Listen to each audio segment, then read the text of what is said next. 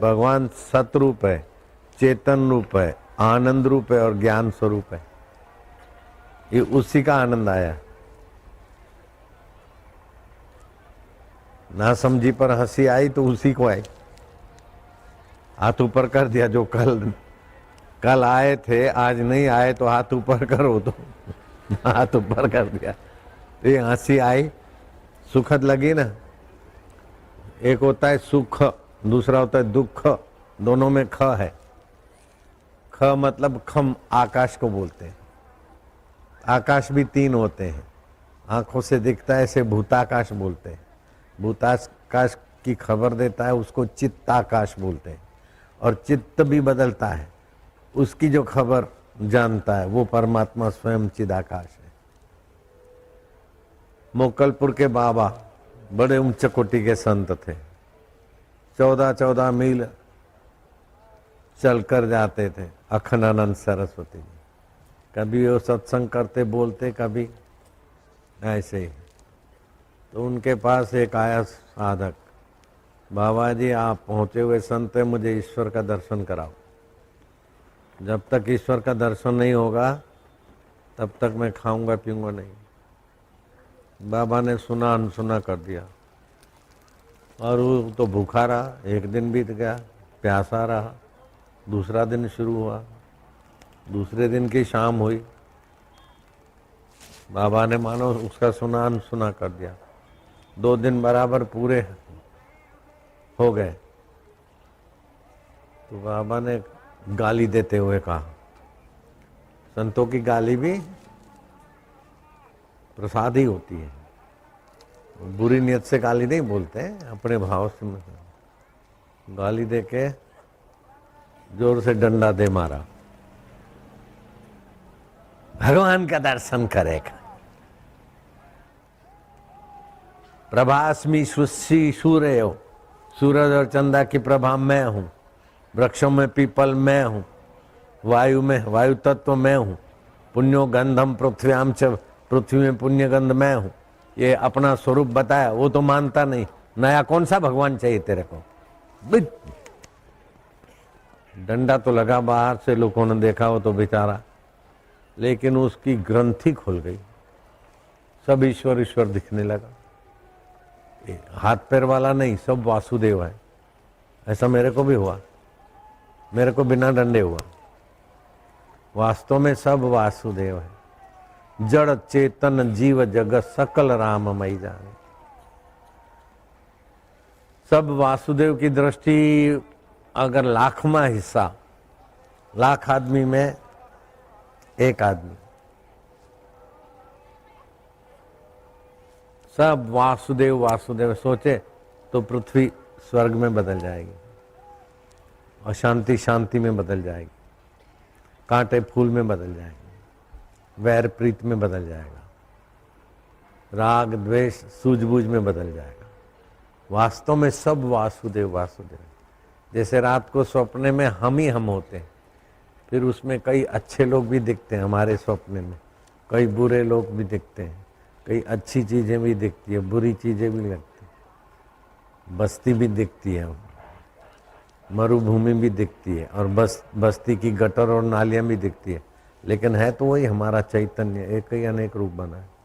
ऐसे ही है सब ऐसा। रामकृष्ण परमहंस ने मांग के खाने वालों को देखा, बोले ये भी तो नारायण है, दरिद्र नारायण। दरिद्र नारायण का भंडारा करो। भंडारा हुआ तो आज तो भरपेट भोजन मिलेगा, पत्तल पे बैठ के, जैसे और संत मंडलेश्वर खाते हैं, ऐसा दरिद्र नारायणों को आज भोजन है। तो बैठने के लिए लाइन लगी। तो एक ऐसा व्यक्ति आया कि वो दरिद्र है, हमारे सामने खड़ा, वो सब ने धकेल धकेल के पीछे कर दिया। अब पंगत अंदर बैठी पंडाल में, उसको तो आने ही नहीं देवे कोई। तो रामकृष्ण की नजर उसी पर पड़ी जो सबके धुतकार के पात्र बने थे। उसके चेहरे पर कोई फरियाद नहीं, कोई शिकन नहीं, बित बित करते आए। वो ऐसा उनका भेख था कि भिखमंगों को भी लगा कि ये हमारे हमारी बराबरी कैसे कर सकता है? बित, बित, बीदा, हनुद, यहाँ नहीं खड़ा, हमारे सामने नहीं, बित, बित। विद्युत ने उनको पंगत में बैठने देने का व्यवस्था ही बंद हो गई। तो वो जो भिखमंगे खा के पत्तले फेंकने गए तो कुत्ता दौड़ के आया और वो जो दुत दुत होकर उपेक्षित हो गए थे वो भी वहीं चले गए। भिखमंगों की पत्तल में जो जूठन बची है वो कुत्ता भी चाट रहा है और ये भी खा रहे हैं, और एक हाथ इनका भोजन में और एक हाथ कुत्ते के गले में। रामकृष्ण देखकर दंग रह गए, कितना अपमान हुआ, कोई प्रतिकार नहीं किया और भिखमंगों की जूठी पत्तल से खा रहे। गौर से देखा, समझ गए कि ये तो परमहंस, परमहंसों के परमहंस। ए हृदय तू बोलता था ना सिद्ध पुरुष सिद्ध पुरुष, वो देख कुत्ते के गले में हाथ डाल के पत्तलों का जूठन खा रहा है, देख सिद्ध पुरुष। उसका मतलब ये नहीं कि सभी ऐसा करे तभी सिद्ध माने जाएंगे, ऐसा नहीं समझना। जाओ उनसे पूछो ईश्वर का क्या स्वरूप है, नम्रता से श्रद्धा से जाना। ये पहुंचे हुए हैं। तो हृदय गया, प्रणाम किया। वो जो जूठन, भिखमंगों की जूठन की पत्तलें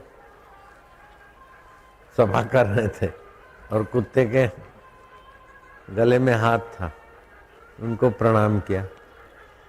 अरे महाराज, आत्मसिद्ध पुरुष के लक्षण क्या, आत्मसिद्धि का?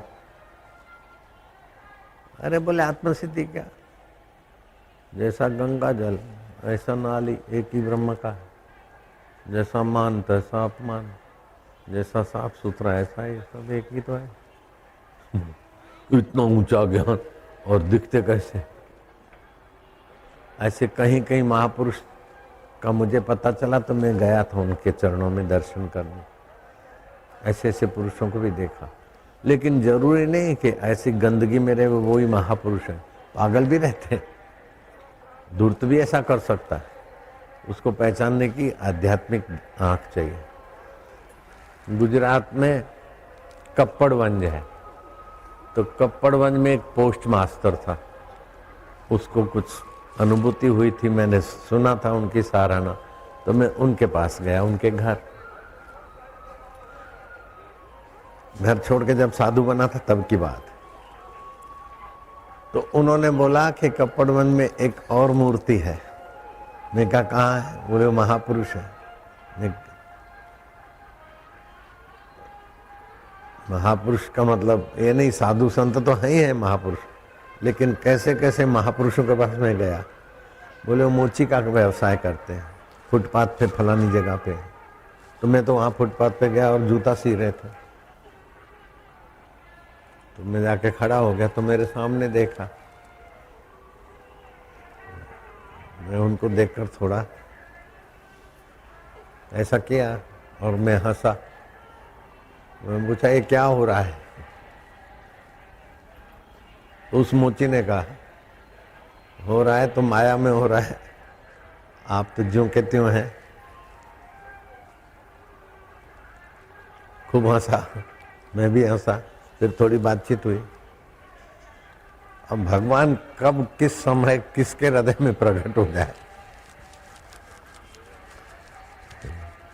सो जाने जासु देहु जनाही, जानत तुम ही हो जाए। वो उसे ही वर्ण करता है जो उसको चाहता है, उसके विषय में श्रवण करता है, उसके सिवाय सब कुछ फीका लगता है, उसको वो वर्ण करता है। हनुमान जी के पास अष्ट सिद्धियां थी, 9 निधियां थी, लेकिन हनुमान जी को तड़प थी कि पूर्णता का परमेश्वर तत्व का साक्षात्कार हो, जो सृष्टि के आदि में था, अभी और बाद में भी रहेगा, महाप्रलय के बाद। उस परब्रह्म परमात्मा का साक्षात्कार करने के लिए हनुमान जी राम की सेवा में लग गए, बिन शर्ती शरणागति। हनुमान जी साधारण तो नहीं थे, बाल ब्रह्मचारी थे। राम जी और लखन को कंधे पे उठा के उड़ान भरते थे, रूप बदल के राम जी की परीक्षा ले रहे थे। और राम काज बिन कहाँ विश्रामा, ऐसे कर्मनिष्ठ भी थे, निस्वार्थ कर्म योगी थे, भक्त भी थे। ज्ञानी नाम अग्रगण, ज्ञानियों में अग्रगण हनुमान जी माने जाते थे। लेकिन वे भी इस तत्व ज्ञान को पाने के लिए बिन शर्ती शरणागति राम जी की ली। और सारी रामायण के विषय में तो आप लोग जानते हैं। जब अयोध्या में श्री राम जी राज्याभिषेक हुआ और विभीषण ने कीमती, अति कीमती हीरे मोती जो भी होंगे, अत्यंत कीमती हार दिया उनको भेंट में, तो राम जी ने वो हार बड़े में बड़ी ऊंची सौगात हनुमान जी को दे दी। और हनुमान जी वो मोती तोड़ तोड़ के फेंकने लगे। तो जो जवेरी थे वो सोचे कि ये इनको तो जमरूक दे देते, सेव फल दे देते, केले दे देते 1 डजन, ये हीरे क्या जाने। हनुमान जी फेंक रहे इतने कीमती हीरे। लेकिन हनुमान जी जो जानते थे वो जवेरी कुछ नहीं जानते थे। और जिसमें परब्रह्म परमात्मा का अनुभव न हो, जिसमें अंतरात्मा की तृप्ति न हो, अंतरात्मा की चमक न हो, ये चमकीले पत्थर मेरे किस काम में आए। तो एक एक उठ तोड़ तोड़ के देखते, तोड़ते जाते, फेंकते जाते, इसमें तो मेरा स्वरूप नहीं दिखता। तो राम जी समझ गए कि हनुमान जी की भूख जगी। सीता जी को कहा कि तुम उपदेश दो। माया से पार होना है तो माया के रूप का उपयोग किया राम जी ने, सीता जी ने उपदेश दिया। बाकी का राम जी ने भी कुछ। फिर राम जी ने पूछा, हनुमान जी अब हम कैसे लगते तुमको? प्रभु जी व्यवहार दृष्टया स्वामी तो सेवक हो हम, आप स्वामी हो, मैं सेवक हूं। सृष्टि दृष्टि से आप ईश्वर है, मैं जीव हूं। और तत्व दृष्टि से तवैवा हम, जो तुम हो वो मैं ही हूं, जो मैं हूं वही तुम हो। हनुमान जी तुमको पूर्ण बोध हो गया, ब्राह्मी स्थिति हो गई। पूर्ण गुरु की कृपा मिली,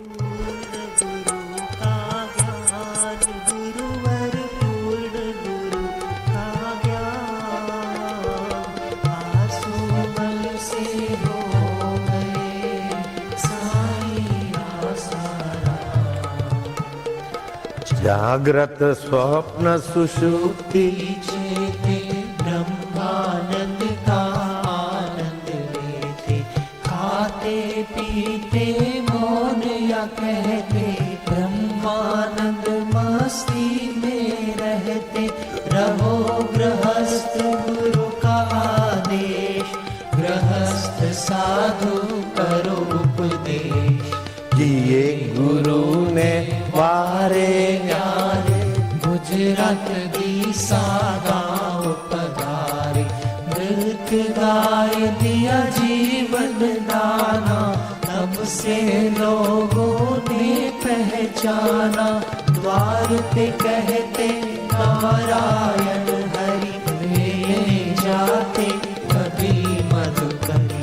तब से वे सत्संग सुनाते, सभी आरती शांति पाते। जो आया उद्धार कर दिया, भक्त का बेड़ा पार कर दिया। कितने मरणासन जिलाए, रसन मास और मत चुराए।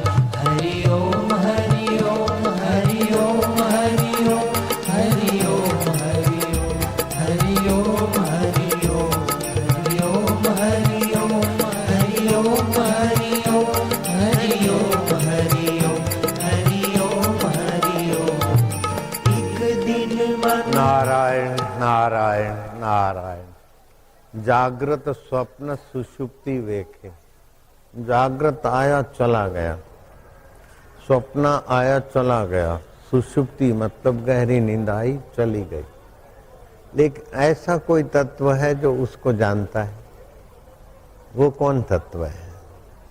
जागृत कल का जागृत अभी नहीं है, रात का स्वप्न अभी नहीं है, रात की गहरी नींद अभी नहीं है, लेकिन कोई तो है जो सपने को, गहरी नींद को और कल की चेष्टाओं को जानता है। वो कौन है? वो कौन है? खोजोगे खोजोगे तो बोलोगे मैं। और मैं का असली रूप और एक आभास रूप दो होते हैं। जैसे सूरज एक असली रूप और दूसरा आईने में सूरज दिखता है, अथवा धूप का एक व्यापक रूप और दूसरा प्रतिबिंब, आकाश, आभास।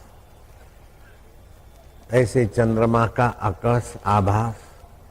तो कढ़ाई में तुम पकोड़े डालोगे तो पकोड़े तो उखलते हुए तेल में पकोड़े तो पक जाएंगे, लेकिन पकोड़ों पकते हैं उसी कढ़ाई में चांद दिखता है, चांद का आकाश दिखता है, वो पक जाएगा क्या? उसको गर्मी लगेगी क्या कढ़ाई की? नहीं। जब चांद जो दिख रहा है उसको गर्मी नहीं लगेगी उखलते तेल की, चांद के आकाश को तो चांद को क्या लगेगी?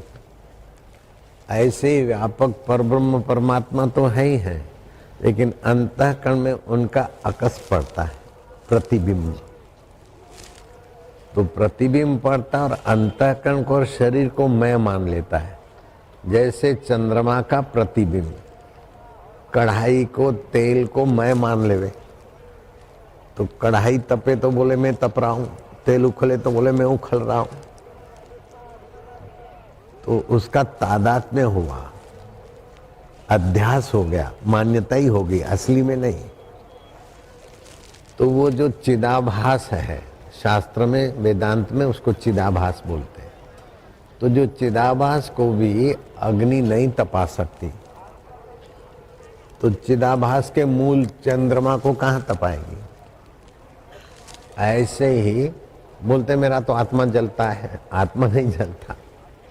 बेवकूफी के कारण उसके साथ तादात्म्य हो गया। जैसे चंद्रमा का प्रतिबिंब कढ़ाई के साथ अपना तादात्म्य कर ले, अपनी मान्यता रख ले, ऐसे है तो पोता बीमार, लेकिन दादी ने तादात्म्य कर दिया, मैं तो मर गई बाबा, नींद भी नहीं आती, क्या हुआ? मेरा जुग्गू, सर्दी हो गई, नाक बहता है, उसकी चिंता होता है। तो जुग्गू जैसे तो कई नाक बहने वाले छोरे हैं, लेकिन ये मेरा जुग्गू है। तो अपनेपन से ममता आ गई।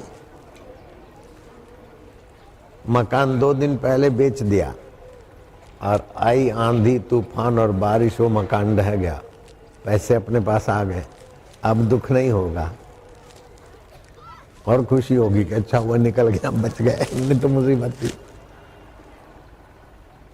और जिसने 4 दिन पहले मकान को अपना नहीं माना था, अब 2 दिन पहले मकान अपना मान लिया था, आने वाले थे सुबह रहने को, रात को मकान ढह गया, उसको दुख होगा, क्योंकि तादाद में हो गया। ईश्वर की सृष्टि में तो मकान वही का वही है, लेकिन जिसका तादाद में था, जिसकी जितनी ममता, उतना उसका सुख दुख, हर्ष शोक। सुख होकर भी मिट जाता है, दुख होकर भी मिट जाता है, उसको जानने वाला तो चिदानंद परमात्मा जो का त्यों रहता है।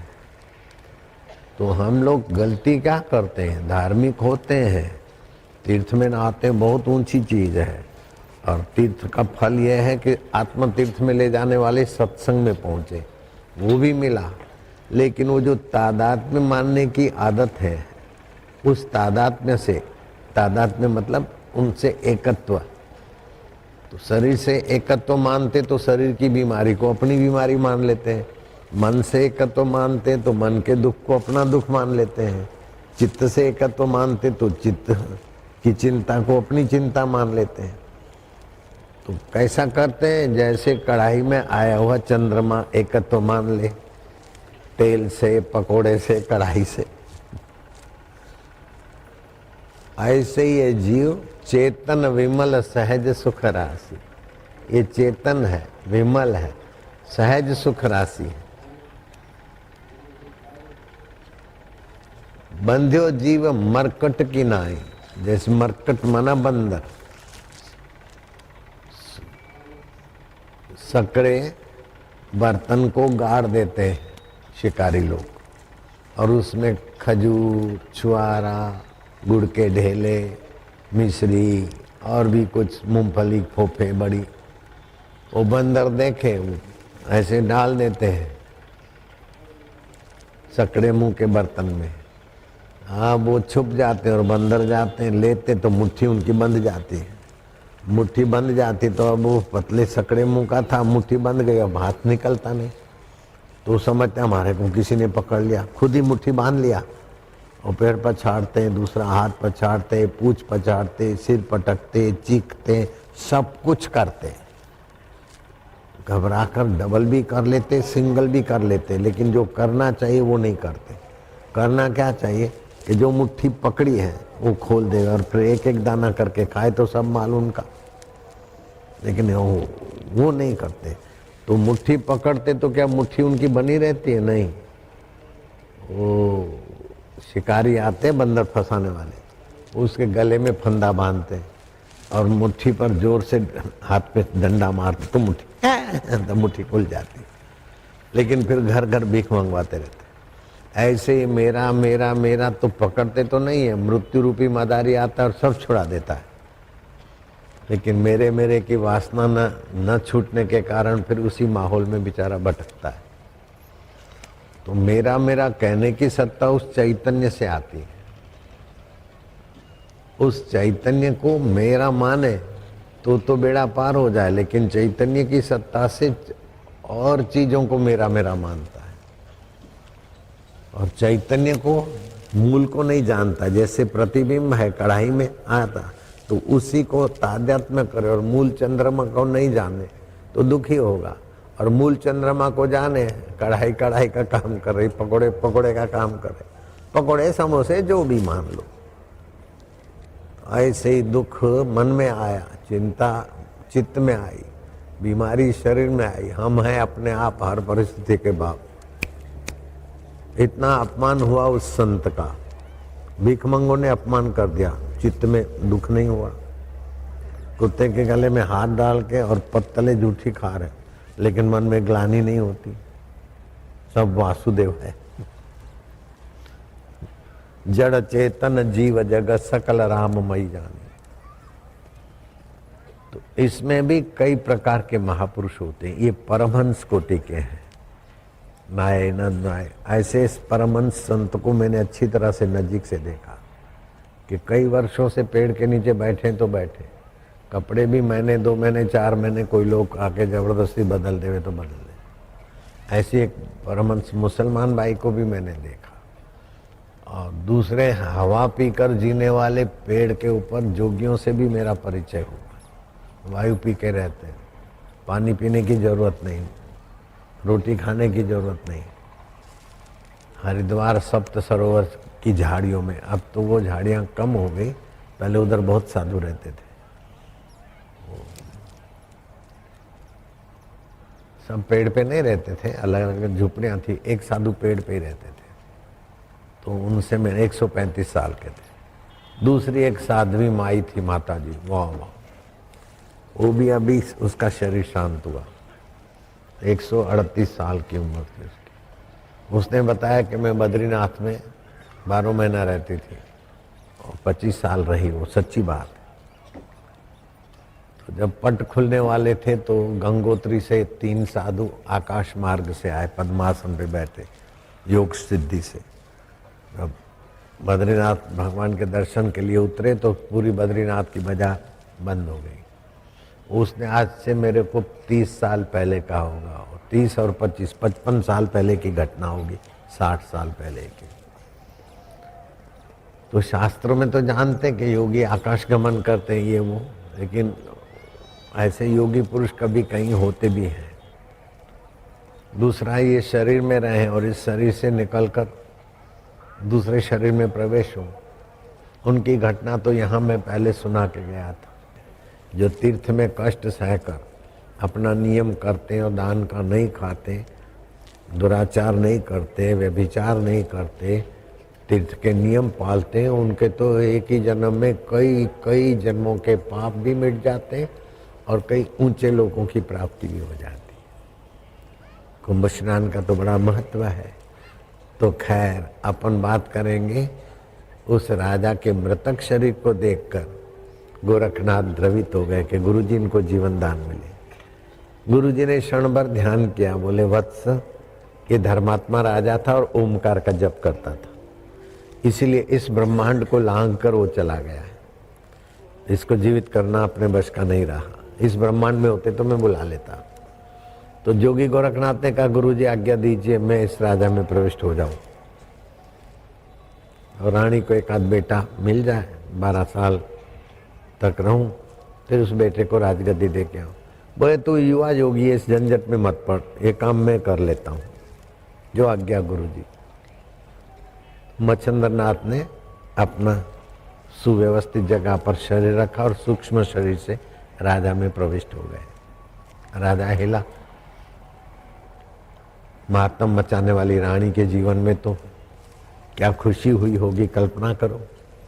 पब्लिक भी खुशी हुई। अब मच्छंद्रनाथ का सूक्ष्म शरीर, तो जो परमात्मा तो व्यापक है, लेकिन जहाँ जहाँ आईना करते वहाँ वहाँ प्रतिबिंब होता है।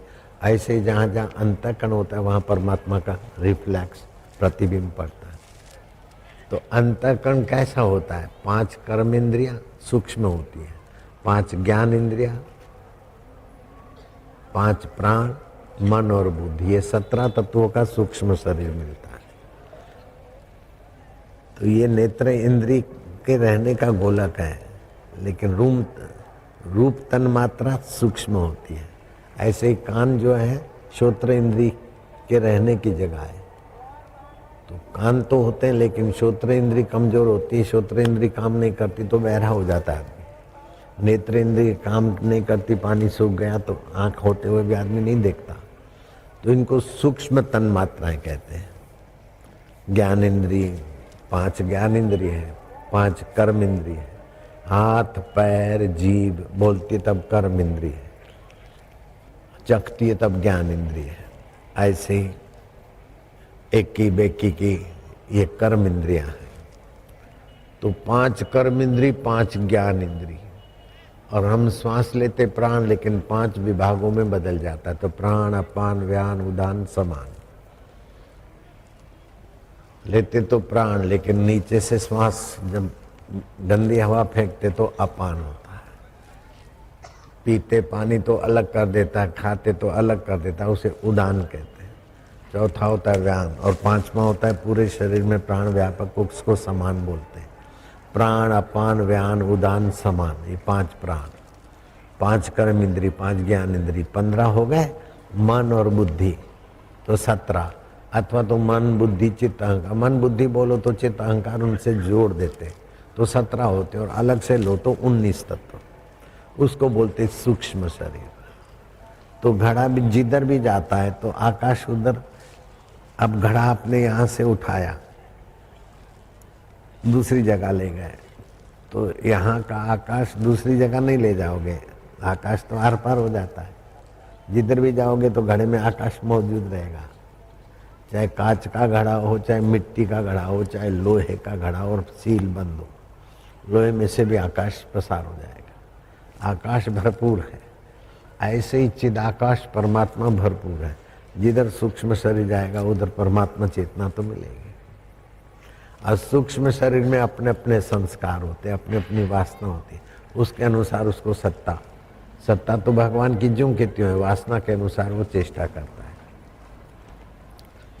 जैसे बैटरी वाली गाड़ी हो या कोई भी गाड़ी हो, कार, तो उसमें चलने का पावर तो होता है, लेकिन ड्राइवर की जैसी जैसी इच्छा होती है उधर उधर गाड़ी घूमती है। ऐसे ये सूक्ष्म शरीर की जिधर जिधर वासना होती है उसी उसी शरीर में उसी उसी वातावरण में जाता है। तो मनुष्य को बड़ी स्वतंत्रता दी है भगवान ने कि अपनी इच्छा के अनुसार लोक लोकांतर में जाता है। ये जो इस ब्रह्मांड के बिना कई ब्रह्मांड है, तो उन ब्रह्मांडों की व्यवस्था अलग है। इधर तुम्हारे 1000 साल बीत गए और उधर 12 दिन भी नहीं बीते, ऐसे ब्रह्मांड भी है। योग वशिष्ठ में आती है कथा है। जैसे तुम्हारा एक हफ्ता भी नहीं बीता, लेकिन तुम्हारे शरीर में जो बैक्टीरिया है उनकी तो कई पीढ़ियां बीत गई। ऐसे ब्रह्मा जी का एक दिन में तो 14 इंद्र बदल जाते और मनुष्य तो कितने ही बदल जाते होंगे। देवताओं का एक दिन होता है तो हमारा 1 साल बीत जाता है। तो देश काल के अनुसार भिन्न भिन्न व्यवस्थाएं हैं, लेकिन उन सभी व्यवस्थाओं की गहराई में ये भूताकाश, चित्ताकाश, चिदाकाश, ये चिदाकाश परमात्मा सब में ज्यों के त्यों है। तो अपने को पंच भौतिक शरीर ना माने, अपने को चित्ताकाश ना माने, लेकिन चित्ताकाश में जो विचार आते हैं अथवा भूताकाश में जो कुछ होता है वो सब जिससे दिखता है वो एक रस आत्मा अपने को जाने तो व्यापक ब्रह्म में एकाकार हो जाएगा। अनंत ब्रह्मांडों में आत्मवेता फैल जाते। ये जो अपने को सूरज दिखता है ना, वो आकाश गंगा के सूरजों से सबसे छोटा सूरज है, लेकिन पृथ्वी से 13 लाख गुना बड़ा है। जब प्रलय होने को होता है तो आकाश गंगा का दूसरा, तीसरा, चौथा ऐसे 12 सूरज तपते हैं। दूसरा सूरज आते ही प्राणी जात तो स्वाहा हो जाती।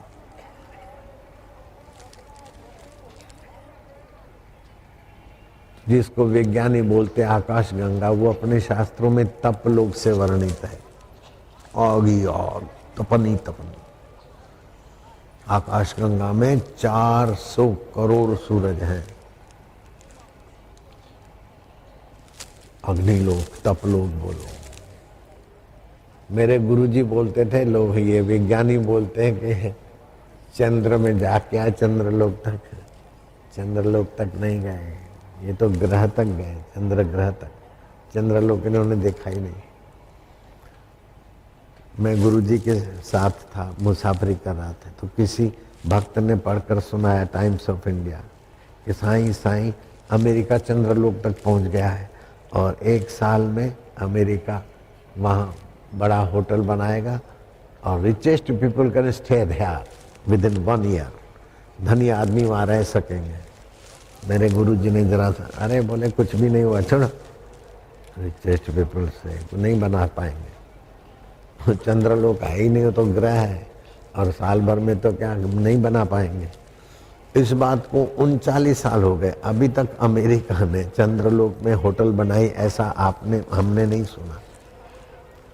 भारत के संतों की कैसी ऊंची पहुंच है, जो करोड़ों करोड़ों नहीं अरबों खरबों रुपए खर्च के थक के चुप होके बैठ गए। वो बात लीलाशाह प्रभु जी ने चालू ट्रेन में जान ली थी, क्योंकि वो चिदाकाश में थे और वो बेचारे विज्ञानी बुद्धि में होते हैं, मन में होते हैं, बुद्धि में होते हैं। तो बुद्धि मन तो बाहर का जानेगा, लेकिन जो स्वयं में बैठे हो तो अनंत ब्रह्मांड का जान लेते। जन्मेजय को भगवान वेदव्यास, परीक्षित की कथा, परीक्षित सुखदेव परीक्षित की भागवत में कथा आती ना, तो राजा परीक्षित भगवान के धाम में चले गए तो उनका बेटा जन्मेजय कथा सुनता था और किसी कारण उसने कथा में शंका कर दी तो उसको कोढ़ हो गया। तो फिर व्यास जी के पास गया तो व्यास जी ने कहा, तुम्हारी बुद्धि में समझ ना आए तो उसको झूठा बोलना ये तुम्हारा अपराध है।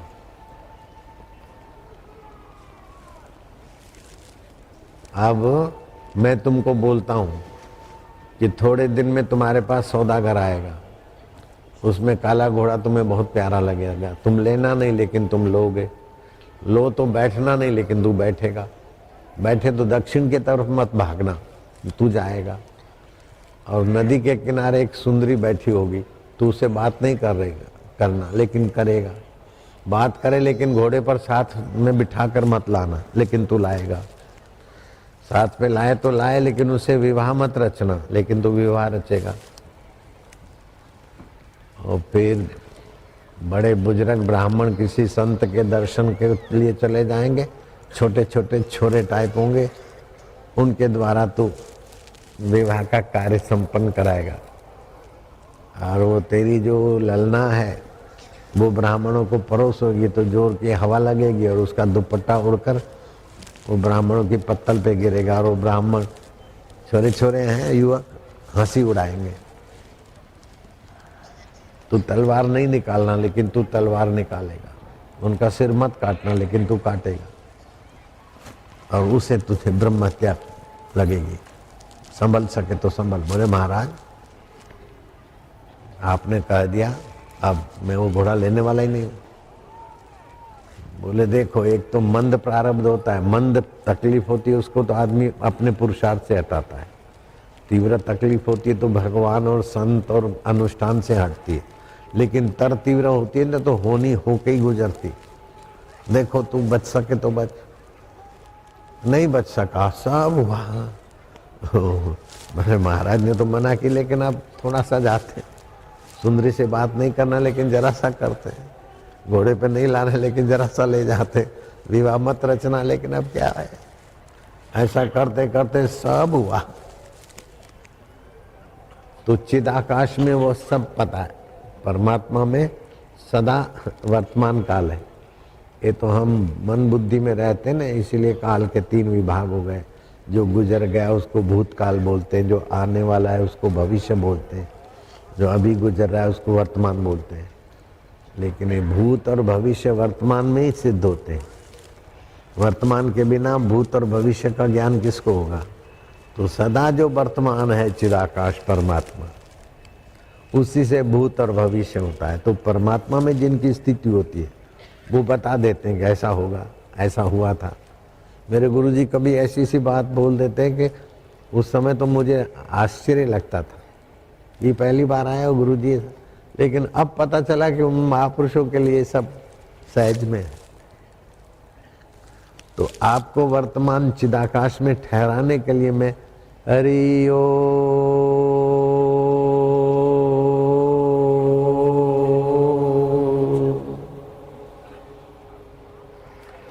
तो हरिओम का ह आखिरी में म, उसके बीच संकल्प विकल्प नहीं होता, भूत भविष्य नहीं होता, वर्तमान स्थिति होती। 15, 20, 25 मिनट रोज करो तो आप वर्तमान तत्व में चिदाकाश में थोड़ी विश्रांति पाओ, उससे सामर्थ्य आएगा, उससे भगवान का आनंद प्रकट होगा और बुद्धि में विलक्षण लक्षण प्रकट होने लगेंगे। फिर आप 3 पढ़े हो चाहे 1 पढ़े हो, चाहे लालजी महाराज अथवा मेरे गुरुदेव की नाई, स्कूल में एक दिन भी नहीं रुके। हमारे मित्र संत थे, एक दिन भी स्कूल में नहीं रुके। मास्टर ने दबाव डाला तो मास्टर की देख करके वापस आए।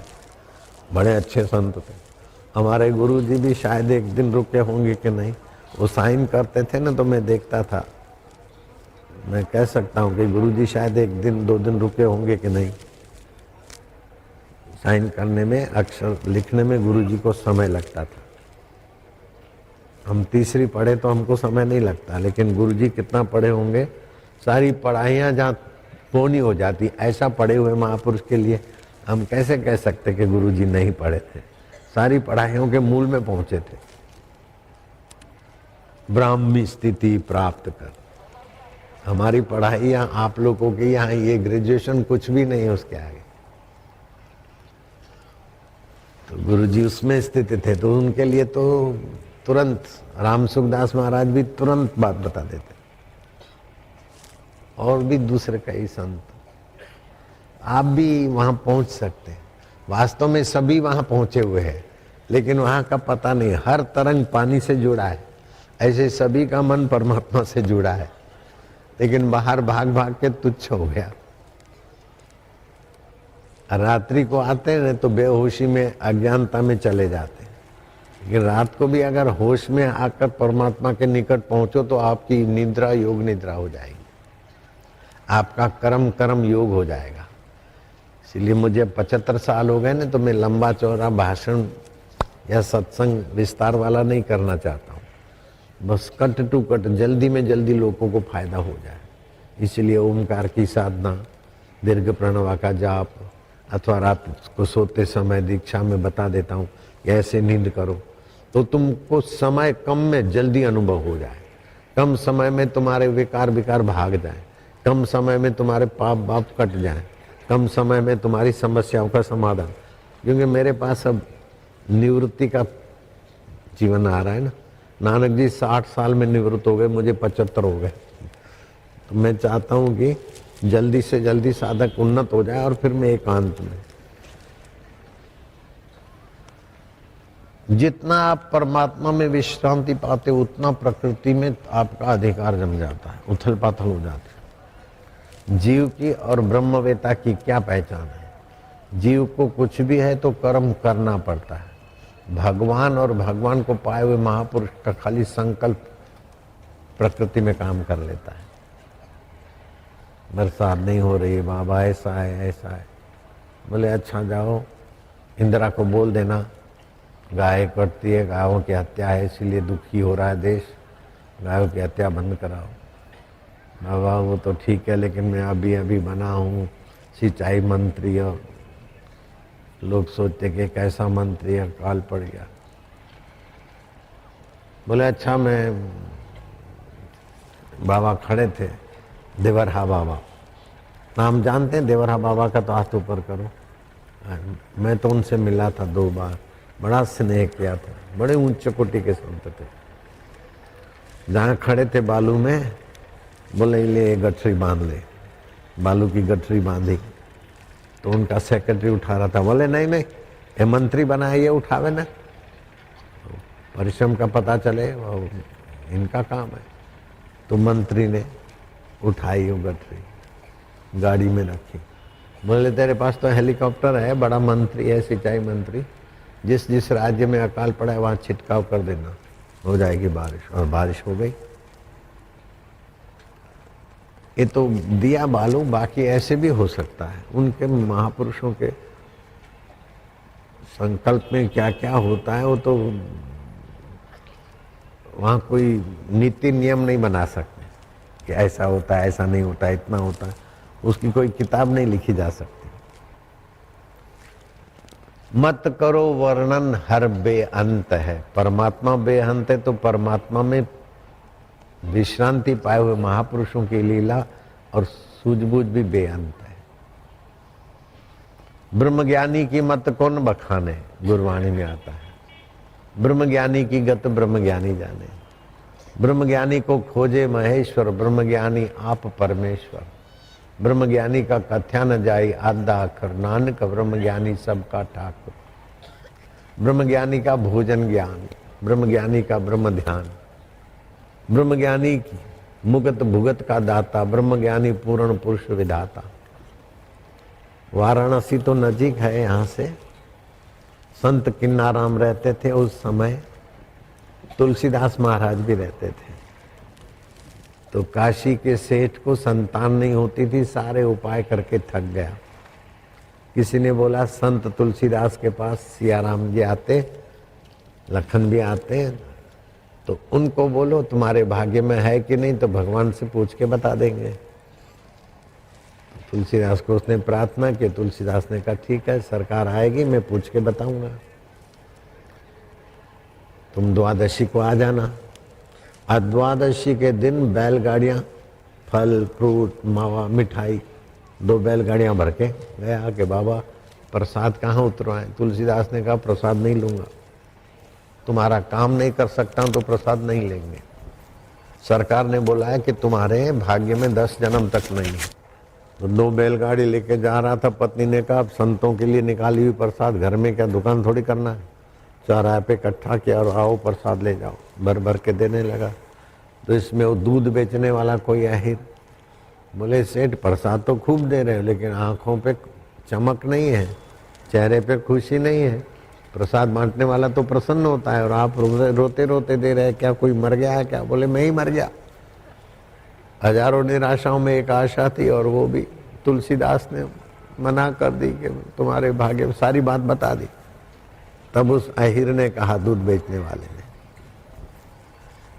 आप चिंता नहीं करो, वाराणसी में गंगा किनारे मिर्गी घाट है, अभी भी है, संत किन्नाराम पड़े रहते हैं, वो अघोरी बाबा है। आप जाते आते रहना, जाके सीधा नहीं बोलना कि संतान दे दो, नहीं तो वो अघोरी सुना देंगे। आते जाते जब वो पूछे कुछ कोई बात हो, वो तो सब समझ जाएंगे, तुम आते जाते रहो। आते जाते समय हो गया। किन्नाराम ने कहा, रे सेठ के बच्चे, आता है, क्या लाया है? बोले 10 पूरी है। बोले 10 है, लाओ। खाया, बोले 10 दिए। जितनी पूरी थी उतने बेटे दिए। अब साल भर में तो 2 बेटे आ गए। भाई ने कहा तुलसीदास के यहाँ पहले ले जाएंगे, फिर किन्नाराम के यहाँ। पहले तुलसीदास का आता है निवास। तुलसीदास ने पूछा, ये गोद में लिए क्या? भाई ने कहा, नहीं, मेरे खून से सींचे गए। आपने तो बोला 10 जन्म तक नहीं आएगा, लेकिन किन्नाराम ने बोला 10 दिए, तो 20% तो पेमेंट हो गया। 2 आ गए ना, तो 100 में से 2 आए तो 20% आ गया ना। तुलसीदास को लगा कि मेरे को तो राम जी ने बोला 10 जन्म तक नहीं है, और किन्नाराम ने बोला 10 दिए, तो 2 तो हो ही गए। प्रभु जी कब पधारेंगे मैं यही पूछूंगा। प्रभु जी से पूछा तो प्रभु ने कहा, तो तुमने तो पूछा उसका बैलेंस कितना है, उसके भाग्य में है कि नहीं। और किन्नाराम ने तो चिट्ठी फाड़ दी, तो फिर पूरा करना पड़ता है ना। तब से वो कहावत हो गई, जो न करे राम सो करे किन्नाराम, जो न करे राम सो करे किन्नाराम।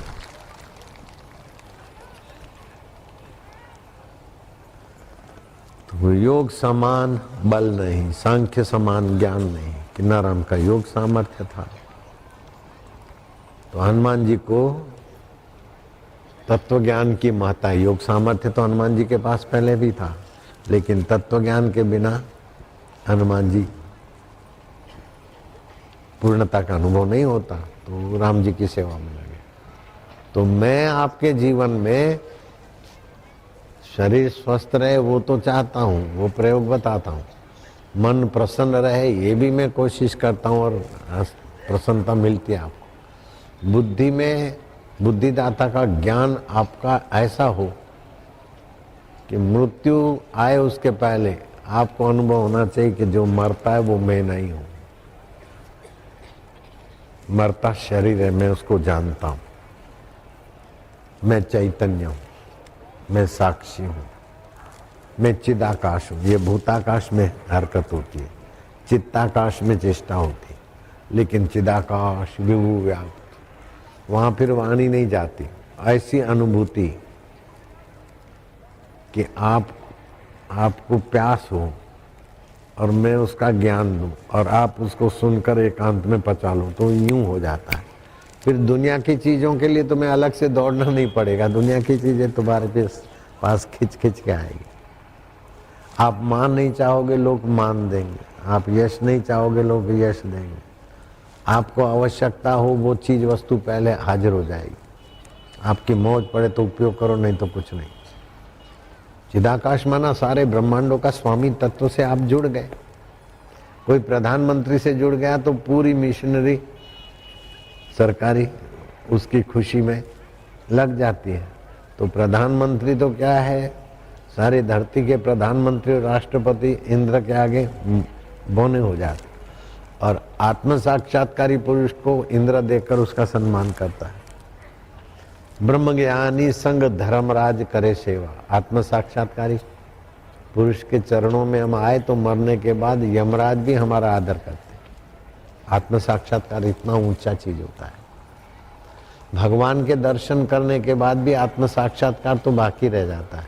राम जी के दर्शन तो हनुमान ने कर लिए थे, अष्ट सिद्धि भी थी, फिर भी आत्म साक्षात्कार तो हनुमान जी को करना ही रहा।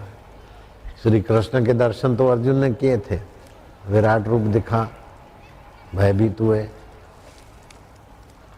पहले विषाद में गए, लेकिन श्री कृष्ण ने जब अर्जुन को चिदानंद तत्व का ज्ञान दिया तब अर्जुन को हुआ कि नष्टो मोह स्मृति लब्धवा।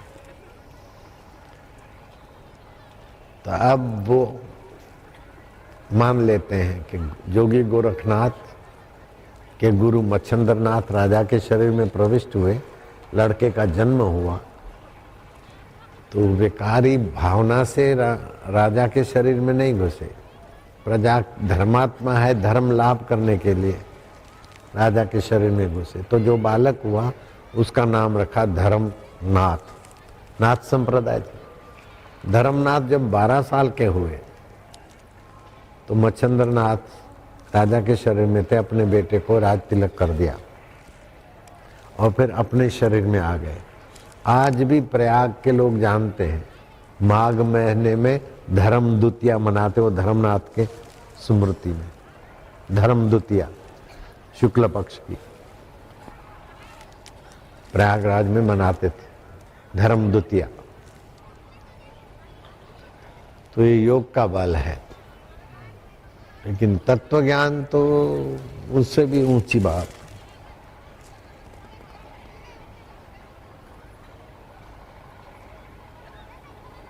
सारे तीर्थों में उसने स्नान कर लिया, सारे यज्ञ कर लिए, सारे तप कर लिए, सारे दान दे दिए, सारे पितरों का सद्गति कर लिया। जिसने एक क्षण भी ब्रह्म परमात्माओं का ज्ञान सुनकर उसमें विश्रांति पाई। स्नातम तेन सर्व तीर्थम, दातम तेन सर्व दानम, कृतम तेन सर्व यज्ञम। उसने सारे तीर्थ कर दिए, सारा दान दे दिया, सारे यज्ञ कर लिए। ये न क्षणम मनः ब्रह्म विचारे स्थिरम कृत्वा। एक क्षण के लिए भी उस ब्रह्म परमात्मा का ज्ञान में मन को विश्रांति दिलाई।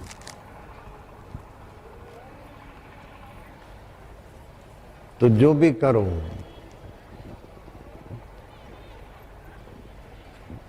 तो सभी के रूप में वही परमात्मा चैतन्य चिदाकाश। इससे आपका ज्ञान जल्दी जागृत हो जाएगा, आपका भाव शुद्ध हो जाएगा। जिधर जाना है ना उधर की अभी भावना करो तो जल्दी पहुंच जाओ। सब वासुदेव है, सब हरि का रूप है। तो मोकलपुर के बाबा ने मारा डंडा तो साधु को, जो बोला था ना ईश्वर की प्राप्ति किए बिना नहीं जाऊंगा। ये चंद्रमा, ईश्वर बोलते मैं चंद्रमा हूं, मैं सूरज हूं, मैं हवाएं हूं, वृक्षों में पीपल मैं हूं, पृथ्वी में गंध गुण मेरा है। तो उसको तो मानता नहीं। नया भगवान कौन चाहे धड़ा, उसको पता चल गया वास्तव में सब वासुदेव वासुदेव है।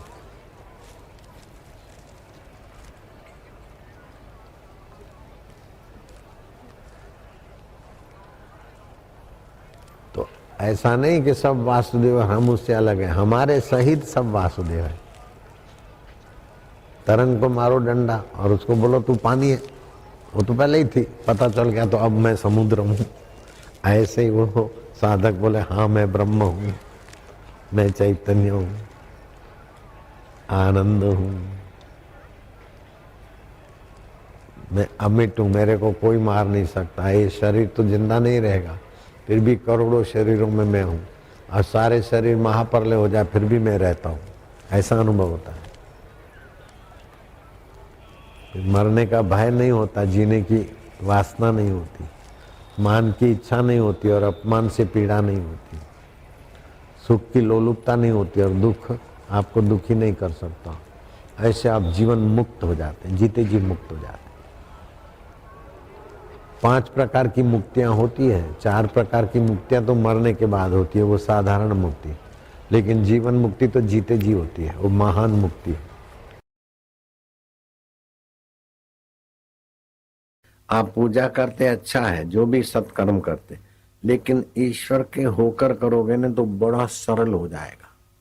आपकी त्रुटियां ईश्वर निकाल देंगे और आपको, जैसे बच्चा अपने तरफ से चलता है अच्छा है, लेकिन पिताजी की उंगली पकड़ता है तो सुरक्षित होता है, और पिताजी जब हाथ पकड़ ले तो बच्चा और सुरक्षित हो जाता है। ऐसे मैं भगवान का हूं। हम भगवान का स्मरण करते हैं तो समझो भगवान की उंगली तो पकड़ी, लेकिन बीच में हमारी आदतें, हमारे विकार हमको गिराते रहते कि प्रभु हम तुम्हारे हैं। तुलसीदास ने ऐसे ही किया, भगवान के गले पड़ गए। आप भी भगवान के गले पड़ो। मम हृदय भवन प्रभु तोरा, ये मेरा हृदय तेरा घर है और इसमें चोर बैठे हैं, काम क्रोध लोभ मोह अहंकार चिंता। मम हृदय भवन प्रभु तोरा, ताई बसे आई बहु चोरा। बहुत चोर घुस गए, मैं एक कल अमित बट मारा, मैं अकेला यात्री हूं और ये विकार 5 है, मेरे को गिराते रहते। कोई सुने नहीं मेरी पुकारा, रघुनायक बेगी करो संभारा। ये प्रभु जल्दी मेरी संभाल लो, नहीं तो फिर भगवान को डांटते भी हैं। देखो भक्त कैसा, नहीं तो अपयश होगा तुम्हारा। बोले भगवान का साधु, भगवान का भक्त होकर ऐसा करता, आपका अपयश होगा। मेरे को वो भी चिंता है। कैसे कैसे भक्त और भगवान स्वीकार कर लेते। मैं एकल अमित बट मारा, को सोने नहीं मोर पुकारा।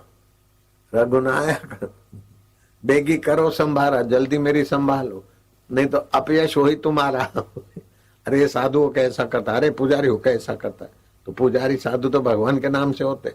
अब मेरे से ऐसा होए तो आपका इज्जत का सवाल करो, जल्दी मेरे को बचाओ। भगवान तोतली मोतली भाषा भी अपने वाले की मान लेते। तो मैं भगवान का हूं, भगवान मेरे हैं, ये निश्चय जितना दृढ़ होगा न 95% तो साधना उसमें ही हो जाती, बाकी रही 5%।